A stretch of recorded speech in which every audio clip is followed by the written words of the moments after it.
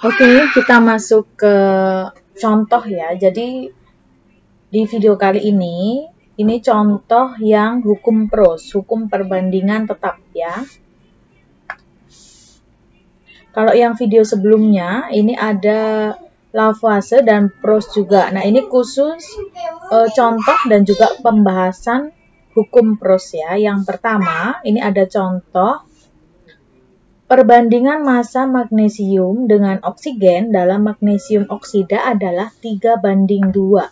Jadi di sini kita punya magnesium sama oksigen di dalam magnesium oksida ya. Perbandingannya yang kita punya ini adalah 3:2. Nah, kita punya perbandingan 3:2 ini pedoman kita ya. Jadi kita pakai patokan ini. Perbandingannya 3:2. Kemudian pada suatu percobaan direaksikan 10 gram magnesium. Magnesium direaksikan 10 gram dengan 8 gram oksigen. Jadi di sini ada 8 gram oksigen. Pertanyaannya adalah berapa massa magnesium oksida yang terbentuk? Yang B, berapa massa reaksi yang bersisa ya.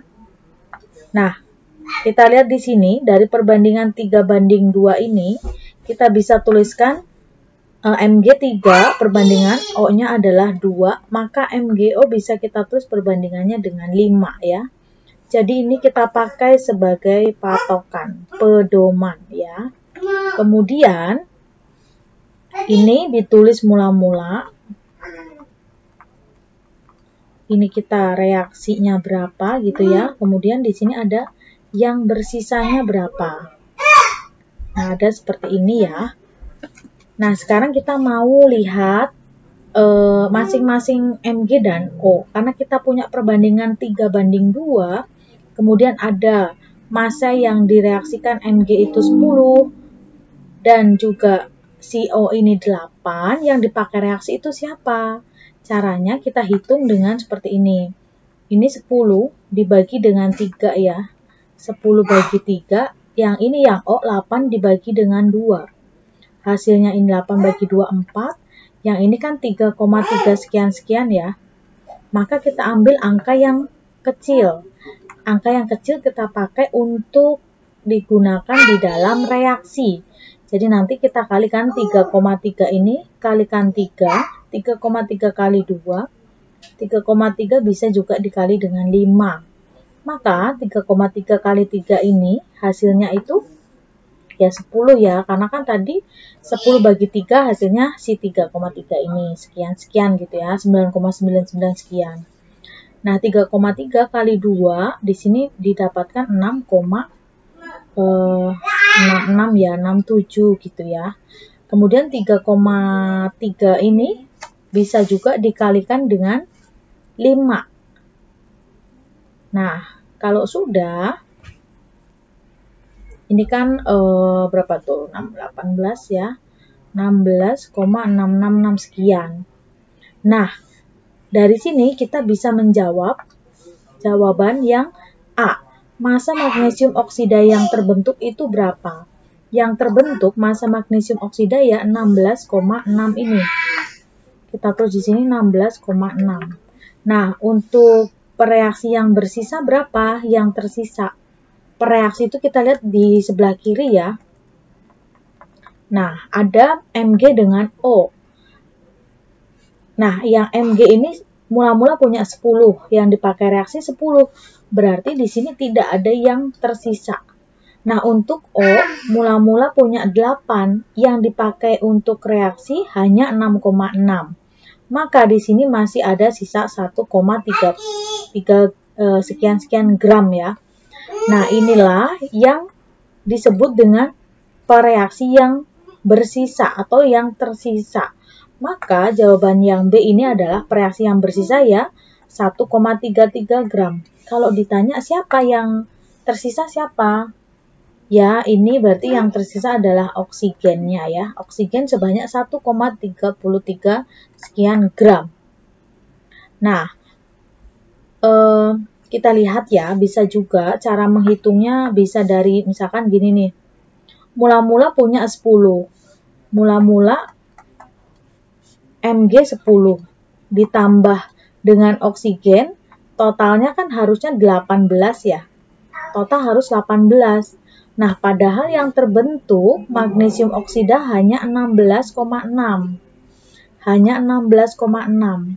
Maka semuanya tidak semuanya terbentuk ya. Jadi sisanya ini adalah yang bersisa ini. Bisa juga hitung dari ini bisa. Ya, 1,33 gitu. Begitu ya. Nah, 16,66 ini kita bisa hitung juga dari reaksi. 10 ditambah 6,66 ini hasilnya 16,6. Bisa juga 3,33 ini kali 5. Jadi dari yang 3,3 ini kali 5 bisa, atau yang dari pereaksi 10 tambah 6,6. Ya, ini hasilnya sama 16,6. Contoh selanjutnya, latihan soal 1 ya. Di sini ada soal massa karbon terhadap oksigen. Nah, kalau tadi soalnya Mg sama O, sekarang kita punya C dengan O. Di sini CO2 ya. Kemudian perbandingan C dan O ini adalah 3:8. Kita tuliskan perbandingannya 3:8. Nah, karena ini 3 sama 8, berarti CO2-nya bisa kita tulis perbandingannya 11. Ya, nah ini patokan kita nih. Nah, ini patokan kita untuk dijadikan perbandingan. Ya, kalau sudah, kita masukkan soal yang A dulu. Di sini ada karbon, karbonnya adalah 6 ya. Oksigennya 16. Ini mula-mula ditulis M, yang dipakai reaksi berapa, sisanya berapa. Yang bersisa ya. Nah, CO2 ini mula-mula belum terbentuk. 6/3 kita pakai 2 ya. Kemudian 16/8 juga 2. Maka karena sama-sama 2 ya udah kita pakai 2. Nah, 2 ini kita pakai dengan dikalikan ke 3 kali 8, bisa juga kali ke 11. Maka hasilnya berapa? 2 kali 3 sini 6, 2 kali 8 sini 16, 2 kali 11 itu 22. Sekarang kita mau cek, ini habis, mula-mula 6, yang dipakai reaksi 6, maka ini habis, maka ini terbentuk 22. Kalau di reaksi, hasil reaksi, ininya mula-mula belum ada, ini terbentuk ya, jadi yang kanan ditambah, yang kiri dikurang. Nah, ini 22 yang terbentuk. Si siapa? Si CO2. Tentukan massa CO2 yang dapat dihasilkan. Berarti untuk yang A ini massa CO2 yang terbentuk ya 22 gram. Begitu ya. Nah, kita juga bisa lihat 6 ditambah 6 ditambah 16 hasilnya 22. Begitu. Kita bisa lanjut soal yang B ya. Yang B sama, caranya sama seperti tadi. Kita punya C banding O. Di sini ada CO2, perbandingannya ini 3, ini 8, ini 11. Kita pakai perbandingan ini ya. Kemudian, karbonnya yang kita punya, sekarang kita mau yang B ya, ngerjain yang B. Punya 6. Oksigennya punya berapa tuh? 8. Sekarang 6 dengan 8. Mula-mula reaksi sisa ya. Kalau sudah 6/3, 6/3 2. 8/8 1. Maka kita ambil yang kecil, angka yang kecil. 1 ini nanti kali 3, kali 8, kali 11. Berarti 1 kali 3 itu 3, 1 kali 8, 8, 1 kali 11 itu 11. Nah, dari yang dipakai 6, mula-mula 6 dipakai 3 aja. Maka di sini tersisa 3, ini habis, ini 11. 11 ini bisa juga 8 tambah 3. Maka ini Maka untuk jawaban yang B, massa karbon dioksida yang dihasilkan ini adalah 11 ya. Kita lanjut yang C. Di sini ada sama ya, caranya sama. C sama O, di sini CO2. C-nya perbandingannya kita pakai masih sama, 3:8. Di sini 11 ya, ini perbandingannya. Kita ngerjain yang C sekarang. Kemudian di sini ada karbonnya 3, oksigennya 10. Ini mula-mula, ini reaksi sisa. Kalau sudah, kita masukkan 3/3, 1. 10/8 ini 1, sekian-sekian ya. Berarti kita ambil yang ini kan. 1 ini kita kalikan 3, kita kali 8, kita kali 11. 1 kali 3 itu 3.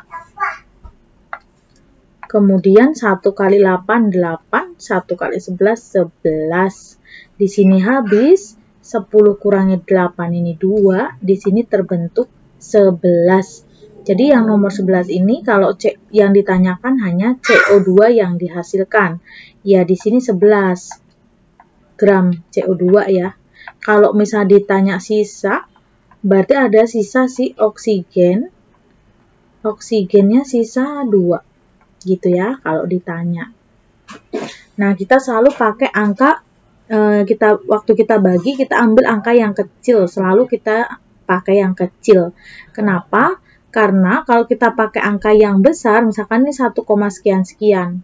1, sekian-sekian kali 3. Jadi nanti 3, sekian-sekian ya lebih. Padahal yang kita punya hanya 3. Jadi di kimia nanti nggak ada yang hasilnya minus.